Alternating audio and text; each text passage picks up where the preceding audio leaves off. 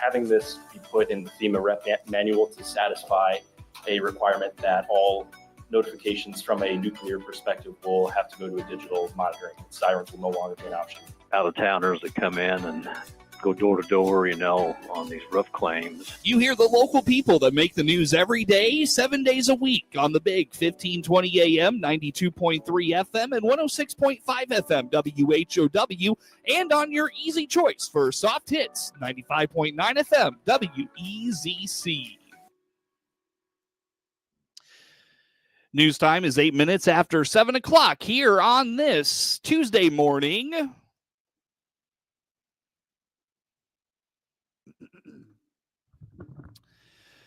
Top of the morning from the newsroom of Regional Radio and DeWittDailyNews.com. I'm Seth Lawrence with this expanded 7 o'clock newscast on this Tuesday. Here's what we have for you coming up in news this morning. The Piatt County Mental Health Board has taken a big step forward, establishing its first laid out footprint in its communities. Details with Tony Kirkman from the Piatt County Mental Health Center come up next. The Monticello School Board will vote on a partnership with the Piatt County Mental Health Center. It's part of one of the first initiatives taken up with the 708 board. Also in news this morning, community action reports LIHEAP funds have run out. However, assistance is still available. We'll hear from community action this morning. The summer is trending warmer in central Illinois, and we've got this week's crop report. Those stories and more come up in news on this Tuesday.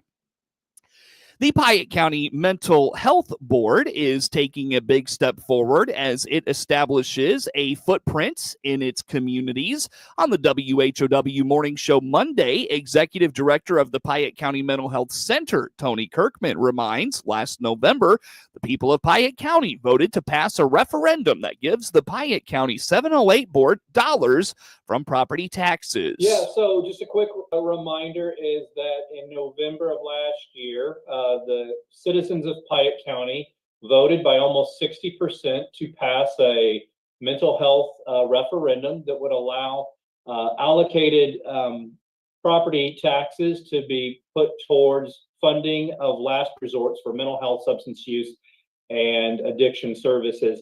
And if they forgot about that vote, guess what showed up in the mail this past weekend was your property tax. So you probably see that. And if we are going to ask for partnership from the community, we want to make sure that we're being wise stewards of those dollars.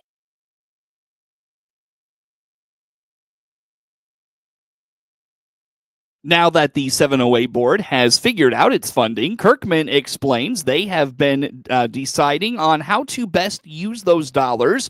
One local issue that stands out is the inflated rate of suicide ideation and depression in young people. The 708 board met about a couple of weeks ago, and they made some funding decisions. And then one of the things that was very important to the 708 board was to address some of the emerging needs they saw in Piatt County. So a couple of the needs that came out, one is that the Illinois Youth Survey shows that still around 20% of all 10th and 12th graders have had thoughts of suicide within the past year. When we look at 8th, 10th, and 12th graders, 35% of those have said they've been experiencing depression so severe that they've been discontinuing services or activities that they've normally found enjoyable. So because of those reasons, the Mental Health Board is going into partnership with 2 Piatt County school districts. I'm waiting until the end of this week to say which ones they are because they still have a school board to meet to make that official. But we're going to put a full-time therapist 4 days out of the week in 2 different school districts and revisit a program that we had.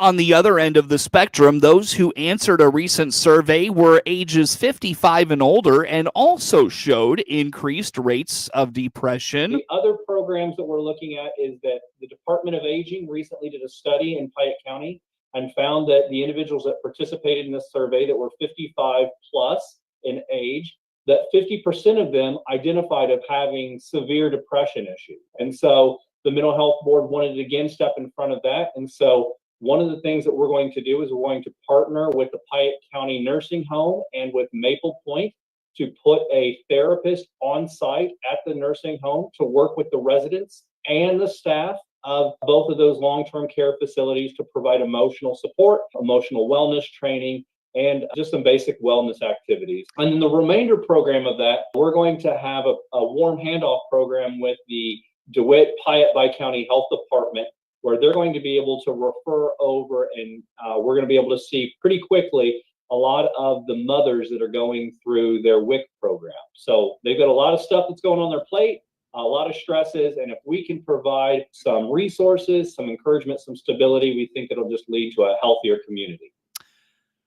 With tax day still in the rearview mirror, the 708 board is still waiting for funds to be officially allocated. However, once the money is received, Kirkman hopes the new programs will be up and running by the fall. So again, I thought it's quite interesting. If you look at the three brand new services they are funding in Piatt County that we haven't had here, is they're tackling youth, they're tackling expectant mothers and new families, and again, going to the senior population. So I think you're right, just kind of swinging the gamut across all age groups. Yeah, that's our expectation. Is so the taxes have went out, the tax bills have went out.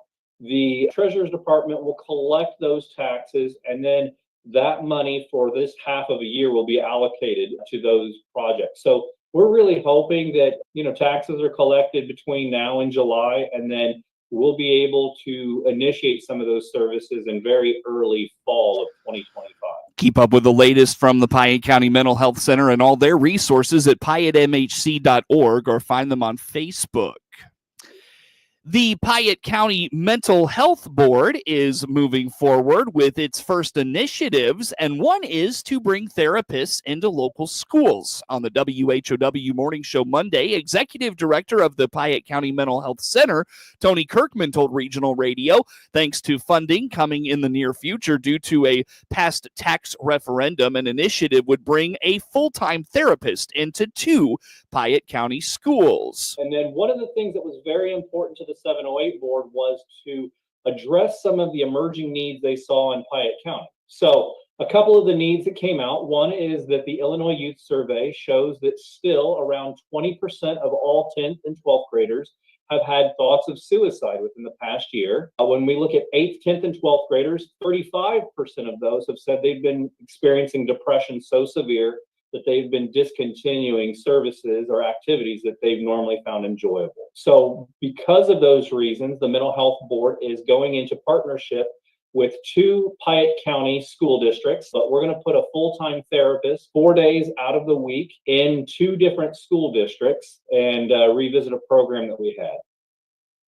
Monticello Schools Superintendent Adam Clapp on the morning show Monday indicated to Regional Radio they are one of those 2 school districts that will potentially participate in this program.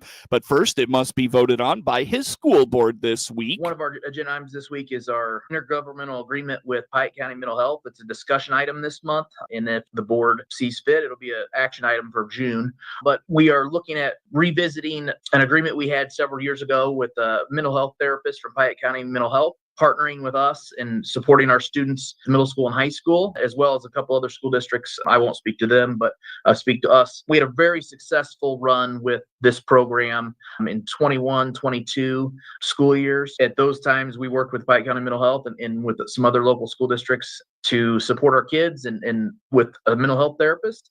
That mental health therapist was in the district 2 to 3 days a week working with our students, whether it was a proactive approach in supporting and building up strategies for dealing with anxiety or depression or overall students in crisis as well. So it was ultra successful several years ago. We're excited to bring it back. And that's one of the items that with the passing of the 708 referendum that Tony, I'm sure, mentioned, that's one of these things that is going to make this possible with collaboration of the school districts and the Piatt County Mental Health Center.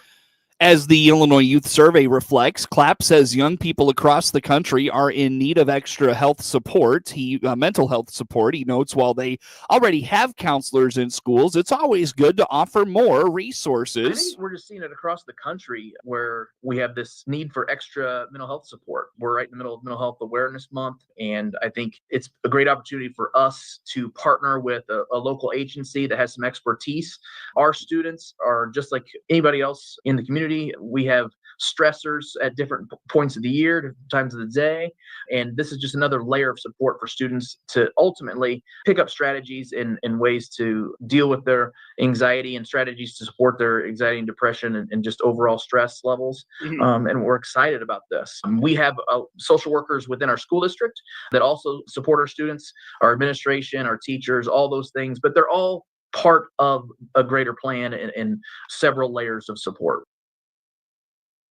As the Illinois Youth Survey reflects, CLAP says young people across the country are in need of extra mental health support. He notes while they already have counselors in schools, they will add more. Learn more about the resources that come from the Piatt County Mental Health Center by visiting PiattMHC.org. News time is 18 minutes after 7 o'clock on this Tuesday. Funds from LIHEAP, a program intended to assist low-income families with energy assistance, have run out, but there are still ways for you to receive assistance. At Thursday's Warner Hospital Health Fair, Anita Russell with Community Action explained while LIHEAP funds have been exhausted, you can still apply for the low-income discount program through Ameren to get assistance on your energy or gas bill. You can get the low-income discount program through Ameren. So what you would do is you'd come in and apply like you're applying for LIHEAP, and then based on your income, it applies a discount to the gas portion of your bill. You have to be an Ameren customer to get this. And then so every month you'd be getting a discount on your Ameren bill. And eventually, I think sometime in 2026, they're going to start applying it to your electric portion of your bill as well. Gotcha. So we have that. We have various programs right now that we're just having to refer people to because we have a lot of people coming in getting disconnects. So we're just having to refer to some of the great people that are here at this fair tonight so that we can, so we can make sure people get help. They reach out to Community Action. You can call 217-732-2159. We have a receptionist that will screen you, ask you if you've received any assistance since October 1st of 2024. And if you're an Ameren customer, and if you're not, then we will set you up an appointment like we would for LIHEAP, and we just do everything like we normally would. But we'll end up denying it because there's a lack of funds, but then that also puts the discount on there for Ameren. So we're basically verifying it for Ameren to do the discount. If you're looking for help with your energy bills, again, reach out to Community Action at 217-732-2159 to see how they can help. You can also visit capsule.info. 20 minutes after 7 o'clock is news time here on this Tuesday. Plenty more to get to wrap things up on the WHOW Morning Show. Baum Chevrolet Buick offers full transportation options while giving you peace of mind. This is Scott Baum from Baum Chevrolet Buick here in Clinton and Farmer City. This is what we strive to do each and every day. We'll listen to you, give you the options for routine maintenance, major mechanical problems, or collision repairs with a staff that is knowledgeable to find the best option for you. Baum Chevrolet Buick, your full-service dealer. See us at baumchevybuick.com right from the start. Experience the power of better connection with Connexus Fiber Internet. Connexus delivers ultra-fast, reliable speeds to keep you connected at the speed of life. Whether you're working from home, streaming your favorite shows, or gaming with your friends, Connexus has you covered. Say goodbye to buffering and dropped calls and say hello to Fiber Fast Internet. Ready to upgrade your connection? Sign up today by clicking the Connexus icon at DeWittDailyNews.com. Nothing connects us like Connexus. News time is 21 minutes after 7 o'clock here on this Tuesday. Again, I'm Seth Lawrence with you folks today for this expanded local newscast. We could be in for a warm summer. Nicole Albano at the National Weather Service in Lincoln indicates the summer outlook shows a warm-up for Illinois. So the summer outlook is looking a little bit warmer. So we've got through June, July, and August, we've got above normal chances for temperatures. As for precipitation, it looks like about equal chances. So it could be a warm summer ahead. Average temperatures for June, like you said, they kind of steadily climb through the summer. We kind of steady out there. But for the start of June, normal temperatures high of around 80. And then by the end of the month, in the mid 80s, around 86. As for July, it looks like temperatures are pretty steady through the month. Mid 80s is normal for high temperatures. And then August is probably pretty similar. It looks like high temperatures again, still in the mid 80s, maybe starting to dip down into the low 80s by the end of the month. The severe weather season has been one to remember, and Albano indicates May is actually the most active severe weather month of the year. By the time the traditional summer months roll around, though, the severe weather threats tend to drop off. Yeah, so we started off with a pretty busy season. We kind of hit the ground running here in March, and we're even busy through the first half of April, but we've had a little bit of a break, which has been nice for us. We're able to breathe and catch up. But yeah, typically for May and June, May is typically our most busy severe weather season, or busiest severe weather month of the season.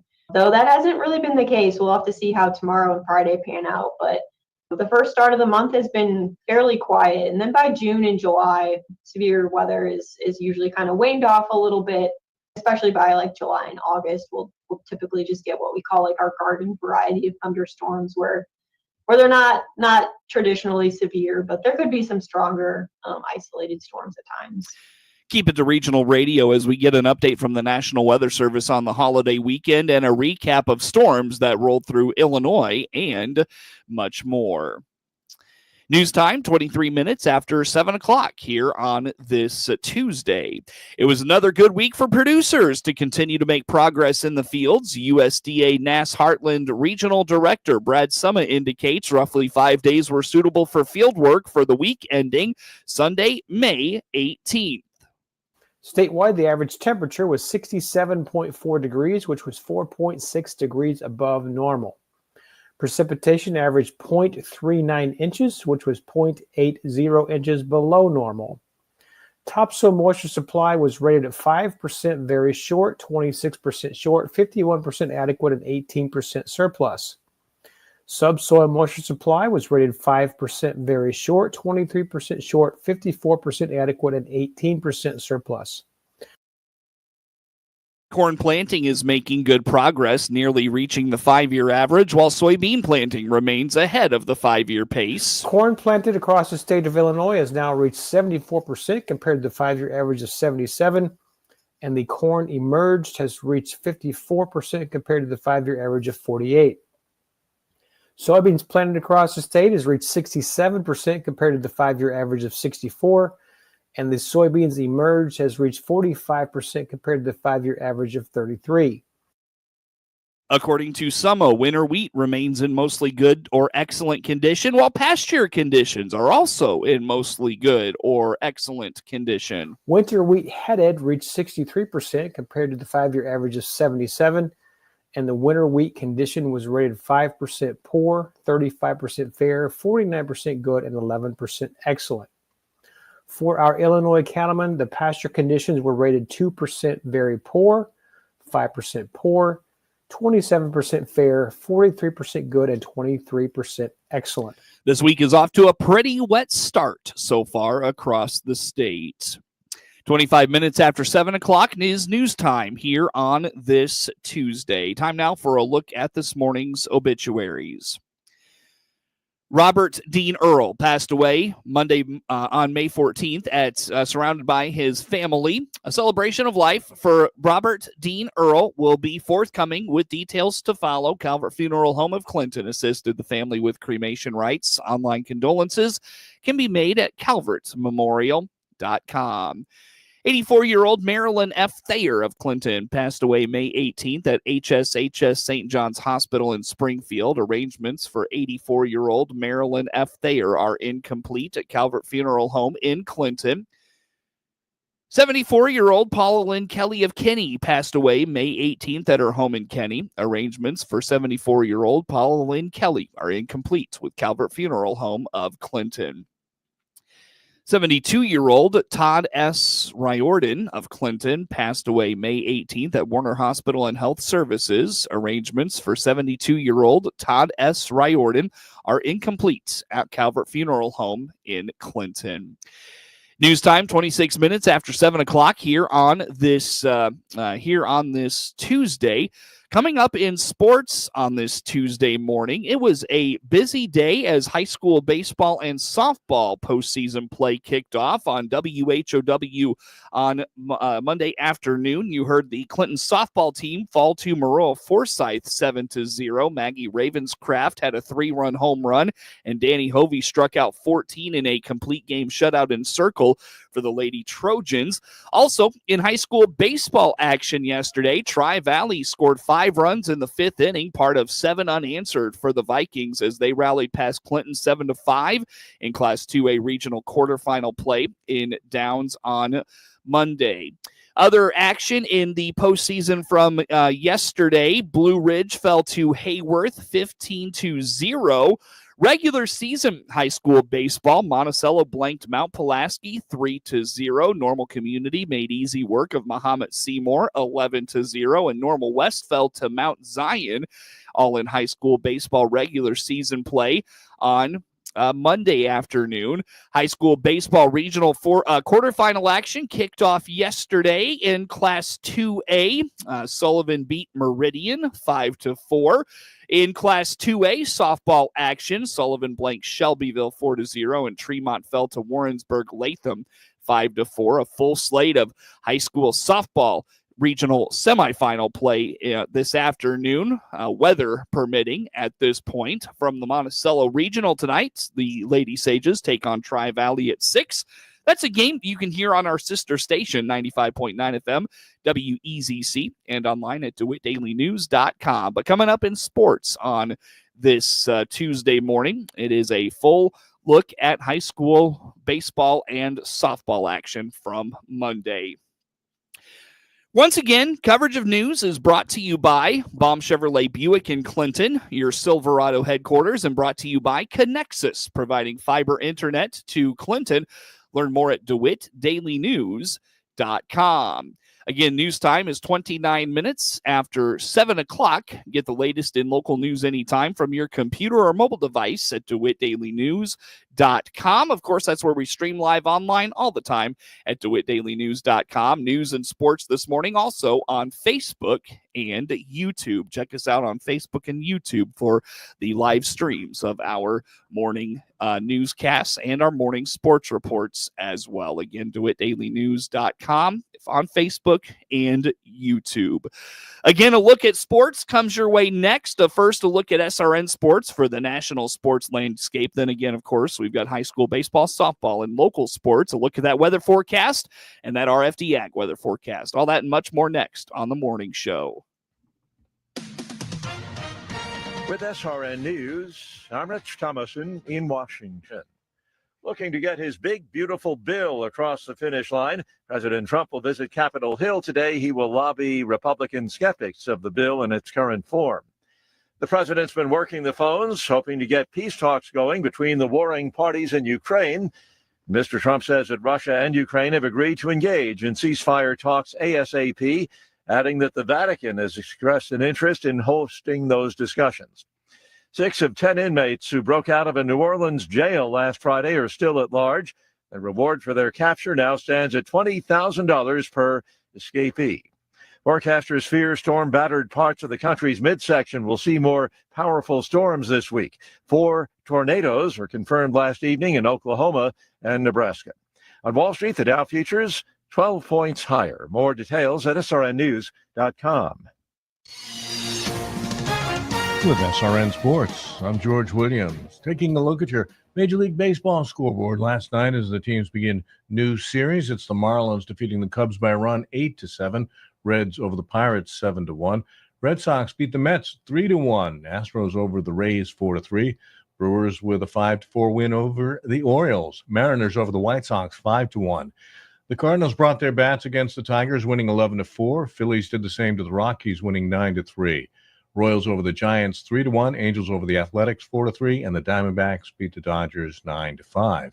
There was a suspended game. The Guardians and Twins couldn't finish due to weather. The game stopped at the top of the fourth with the score 2-1. That'll resume today. In the premier event of cycling, the Tour de France is set for a revised dramatic finale in July, no longer a sprint into the final finish. They're going to go up the Montmartre in Paris on the final day. This is SRN Sports.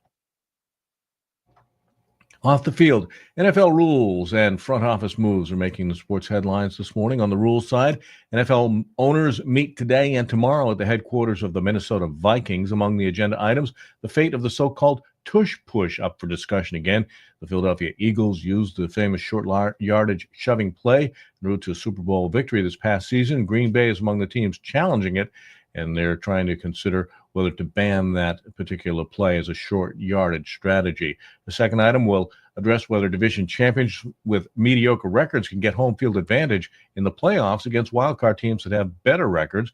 And then there will be a proposal to consider whether players can participate in the 2028 LA Olympics playing flag football. And the Philadelphia Eagles will give their coach Nick Sirianni a new turn at the helm. They renewed his contract very lucratively. This is SRN Sports.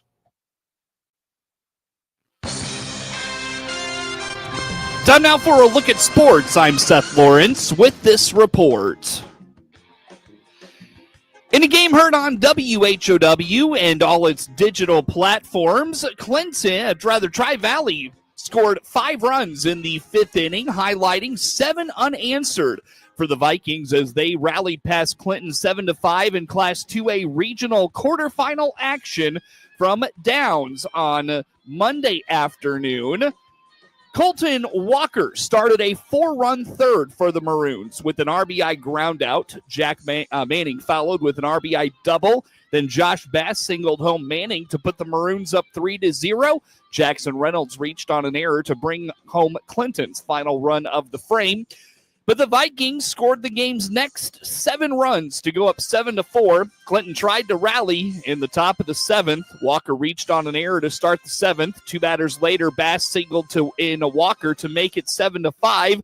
Reynolds followed with a single, but the last 2 batters struck out to end the game and the season for Clinton. The Maroons finished their season 14-16 overall. Tri-Valley advances to take on top-seeded Monticello Wednesday in regional semifinal action in Forsyth. In a game heard on WHOW and all its digital platforms, Maggie Ravenscraft broke a scoreless tie with a 3-run home run in the bottom of the 6th inning. Danny Hovey struck out 14 in a complete game shutout, and Maroa-Forsyth beat Clinton 7-0 in Class 2A regional quarterfinal action Monday in Maroa. After Ravenscraft's 3-run home run, 2 batters later, Aubrey Stewart doubled in Taylor Crouch to extend the Lady Trojans' lead to 4-0. Aubrey Berg hit a bases-clearing triple in the bottom of the 6th inning to make it 7-0 Maroa-Forsyth. Hovey permitted just 2 hits in circle for the Lady Trojans. Peyton Torbert and Adeline Simmons each finished 2 for 3. Avery Smith and Hadley Umble had the only hits for the Lady Maroons. Clinton finishes its season at 16-19 overall. 6-19 overall, Maroa-Forsyth improves to 12-13. They will take on Tolono Unity in a regional semifinal game this afternoon in Monticello. Ike Young's 3-run home run in the 4th proved to be the difference, and Monticello shut out Mount Pulaski 3-0 in a non-conference high school baseball tune-up game ahead of postseason play later this week from Monticello High School. Young's home run back 3 scoreless innings from Gatsby Grant, and 3 pitchers combined to close out the victory for the Sages. Monticello managed just 3 hits. Dawson Gitros and Eli Kraft had the other 2. Forrest Rodden, Matthias Rudolph, and Carter Foring combined to to finish out the 3-hitter for the Sages. Chance Payne, Luke Martin, and Carter Clark had the only hits for the Hilltoppers. Clark's only blemish on the afternoon was Young's 3-run home run. He struck out 3 and permitted 3 hits. The Hilltoppers finished the regular season 20-6 overall and will take on Villa Grove on Wednesday in Tuscola in Class 1A regional play. Villa Grove toppled Broadlands Heritage on Monday. Monticello goes to 26-6 to finish out the regular season and battles Tri-Valley on Wednesday in regional semifinal action in Forsyth. Tri-Valley rallied past Clinton Monday in regional quarterfinal action in Downs. Hear Wednesday's action on 95.9 FM WEZC and online at DeWittDailyNews.com. Big 12 Conference champion Normal Community used a trio of big performances to blank Mahomet Seymour 11-0 in non-conference high school baseball action Monday in Normal. Gavin Michaels drove in 4 runs, finishing 2 for 2 with a double and a triple for the Iron Men. Max Heineman was 2 for 2 with a double, a triple, and an RBI, while Andrew Nauer was 2 for 3 with 3 RBIs and doubled twice. Gavin Swartz struck out 4 in 5 scoreless frames. He allowed 4 hits and issued a walk for Normal Community. Corbin Harris finished 1 for 2 with a double and 2 RBIs, while Kyle Beatty was 1 for 3 for the Iron Men. Normal Community goes to 31-4 overall. They will host Plainfield North to finish the regular season on Friday. Mount Zion started fast and did not look back, topping Normal West 6-2 in non-conference high school baseball action Monday in Mount Zion. Evan Howley doubled in a run in a 4-run first inning. Connor Fox singled in a run, and Carter Spangler scored 2 with a single. Andrew Tay pitched into the 6th inning despite 6 walks for the Braves. He gave up 2 runs on 2 hits with 6 strikeouts in 5 2/3 frames. Torin Delary was 2 for 3 with 2 RBIs for the Wildcats. Cooper Temples and Drew Hart had the only other hits for Normal West. The Wildcats go to 19-13 overall. They'll finish out the regular season later this week while awaiting its Class 3A playoff pairings on Wednesday. Sidney Ditchin drove in 4 runs, and Gabby Dow twirled 4 hitless innings as Heyworth made easy work of Blue Ridge 15-0 in Class 1A regional quarterfinal high school softball action Monday in Heyworth. The Lady Hornets scored 10 runs in the 2nd inning to break the game open. Ditchin was 2 for 2 with a double and 4 RBIs to lead Heyworth. Natalie Kopp drove in 2, while Emily Rogers was 1 for 2 with a double and 2 runs batted in. Grace Streams and Ellison Loudenberg drove in 2 for the Lady Hornets. Dow struck out 6 in 4 hitless innings in circle for Heyworth. Blue Ridge finishes its season 13-12 overall. Heyworth advances to take on top-seeded Leroy this afternoon in Leroy. Class 1A regional quarterfinal baseball action from Monday. Bethany Okaw Valley fell to Central A&M 5-4. It was Ridgeview over Bloomington Cornerstone Christian Academy 6-5. In Class 2A regional quarterfinal baseball action from Monday, Arthur Lovington Atwood Hammond made easy work of Iroquois West 11-1. Peoria Notre Dame doubled up El Paso Gridley 8-4. Olympia blanked Bloomington Central Catholic 9-0. Sullivan edged Meridian 5-4, and Williamsville blanked Buffalo Tri-City 5-0. Class 2A softball regional quarterfinal action from Monday. Arthur Lovington Atwood Hammond blanked Sarah Gordo 10-0. Normal U-High downed Fithy and Oakwood 6-2. Sullivan blanked Shelbyville 4-0, and Tremont edged Warrensburg Latham 5-4. Class 1A softball regional semifinal action today from the Salt Fork Regional. The hosts take on Champaign St. Thomas More at 4:30. Tonight from the Leroy Regional, Leroy battles Heyworth at 4:30. Then Fisher takes on GCMS at 6:30. In Tuscola tonight, the hosts take on Decatur St. Teresa, followed by Argenta Oriena and Arcola.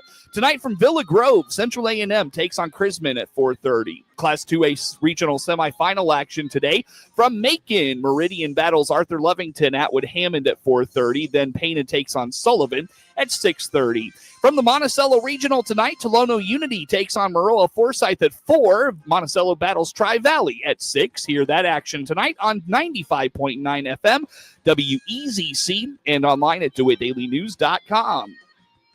From the St. Joe Ogden Regional, St. Joe takes on Normal U-High at 4:30. And tonight from Olympia, Olympia battles Petersburg Porta at 4:30. Get sports anytime from your computer or mobile device at DeWittDailyNews.com.